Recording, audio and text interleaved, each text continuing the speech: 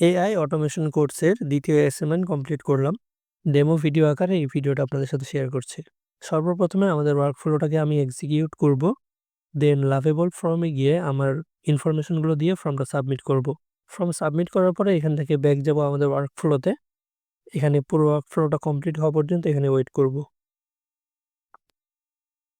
Workflow যখন complete হয়ে গেছে আমি আবার পুনরায় লাভেবল ফর্মে ব্যাক যাচ্ছি যে আমাদের রেসপন্সটা কেমন ছিল। এখানে আমাদের সাবমিশনের উপর ভিত্তি করে আমাদের কয়েকটা প্রোডাক্ট সম্পর্কে ধারণা দিয়েছে এবং আমাদের ৩টা প্রোডাক্ট সাজেস্ট করেছে নিচের দিকে। এই ফর্মটা এইভাবে কাজ করতেছে।